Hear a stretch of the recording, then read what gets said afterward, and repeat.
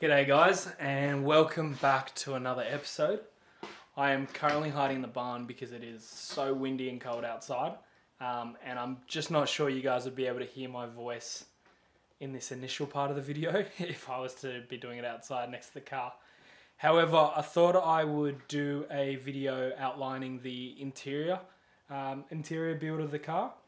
Now, on the previous video when I was taking the car over the pits, you guys would have got a pretty good insight into the inside of the car. However, I thought I'd show you guys a little bit more detail of all the little additional things I've done that has certainly made it a lot easier for travel, and things that I thought would sort of just tidy up the car and make it a lot more user friendly. So yeah, let's go check it out and see what you guys think.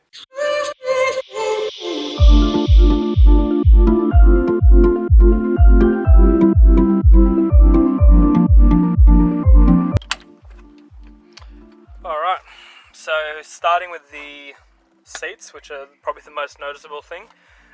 These are Exmoor trim vinyl seats that I got completely retrimmed. So they got new foam and new back straps just to make everything, sort of solid and quite comfortable right from the get-go, rather than utilising what I had existing. And in the centre, I've got a modified centre cubby box.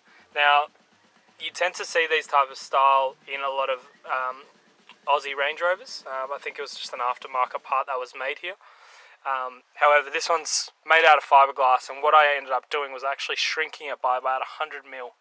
And the whole idea there is so that I can actually utilise, let me just lift up this seat, so I can utilise these drawers that I got made to slide forward. Now these are quite shallow, but they're perfect for storing things like clothes, shoes. I've got here my camera gear, and also just dry food. And the beauty about these is I've got one on both sides. So if I'm travelling with someone, then they can store their clothes on that side, I can store on my side, and then it's easy to access. Coming around to the side, you guys would have noticed these drawers that I had sitting around in the shed. Now the beauty about these is they allow you to utilise all that vacant space that sits around the wheel arch. So I've got my recovery gear here, I've got a dual compressor with the airline, tyre deflator, all sorts of stuff here, which is really handy to have, and it's so easy to access. I've also got the various cigarette and USB ports here, so I've just pretty much use this to charge phone, camera batteries, my watch, all sorts of stuff. Around to the side here, you can also access your fridge. So it's a bit limited by the height of the roof there. However, if you do need to grab a beer or something quite easy, you can easily slide your hand through there. And the Emu wings are just one of my favourite features of the car. You can see here you've got all your lights, so you can turn that on, and it pretty much just lights up the whole side of the car, so you can easily access and see what you're doing. Coming around to the back. Now, the back is where I spent a lot of time sort of designing and working things out, because obviously this is where you spend a lot of your time when you're camping, and you just want everything to be super easy and accessible. So one thing I definitely wanted was a slide out fridge, which is exactly what I did. So this just allows you to utilise as much of that space as possible and put drawers underneath. And this thing's just an absolute beauty.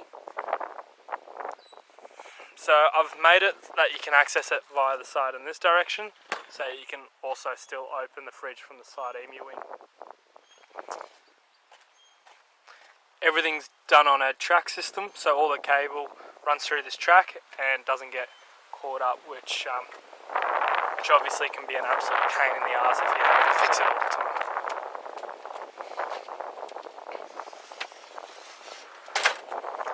I also made a protection plate on the side, so I pretty much put my swag on the side here, so if you do that, then your swag's just not getting caught up with the cable and just causing an absolute disaster. Alright, just to show you these drawers, I'll have to put the camera down for a second.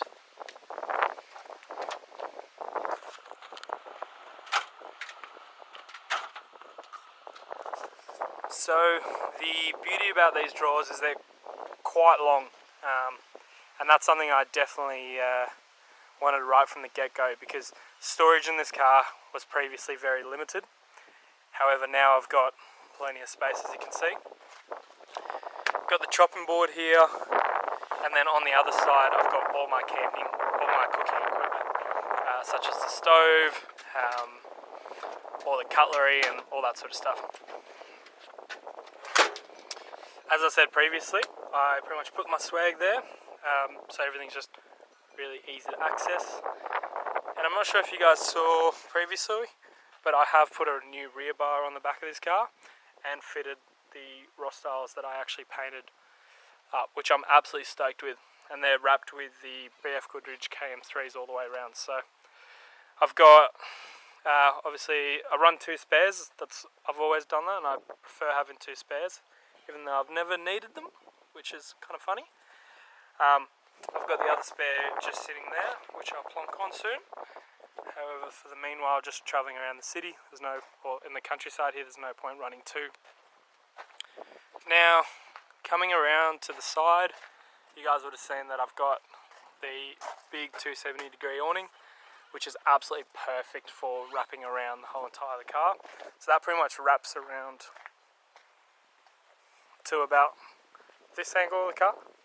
So you get a fair bit of the car actually undercover, which is awesome, and it's worked really well on my trip down from Darwin here. Not sure what else I can show you guys.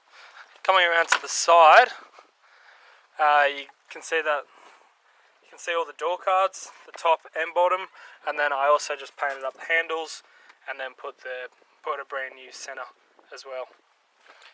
Now, with the gear lever and the high range and low range lever, I got the interior guys to wrap these with the excess seat trim that I got, so that everything sort of colour matches across.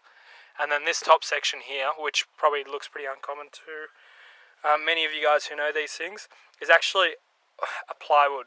And the idea behind this is it's quite a thick ply, so that I can actually fix some like mounting brackets and stuff like that on. So later on, if I want to run a sat nav or have a center post, which then has features off it, then it's easy enough to fix everything down onto that. So I've done a lot of stuff on this car so that you can sort of future-proof it and keep it quite current in many ways. Now, the other big thing in the interior department is the air conditioning. As you can see, it's all aftermarket. It runs a massive compressor there that you can see, and or I should say air handling unit. And yeah, it works an absolute treat, and I am super stoked about it. The other thing I didn't mention that you can see, I'm sure, is the big subwoofer. Now, is it a necessity? No, not really. You don't really need it at all. However, it is really nice to have a nice sound system in a car, and a subwoofer definitely amplifies that. Now, I run all my speakers pretty much quite high. This is the lowest one with the tweeter on the side here. Now, the idea behind that is previously I had it on the door card here. However, it was too low, and when I did water crossings and got myself in some hairy situations, I did submerge them and caused a bit of disaster with the sound system. So, as you can see, everything's really nice and high. The rears are up on the headliner, and as a result, I don't believe I will be doing any damage whatsoever going forward. Now, that's more or less the full interior. If you guys got any particular questions, or if there's anything that you guys want me to show in detail, just drop a line in the comment section, and hopefully you guys enjoy the fit out. And I really love driving this thing, and it's just so nice inside. It's so much warmer, so much more quieter with all the sound deadening that's in here, and just overall absolutely stoked with it. Alright guys, thanks very much. I'll catch you on the next episode.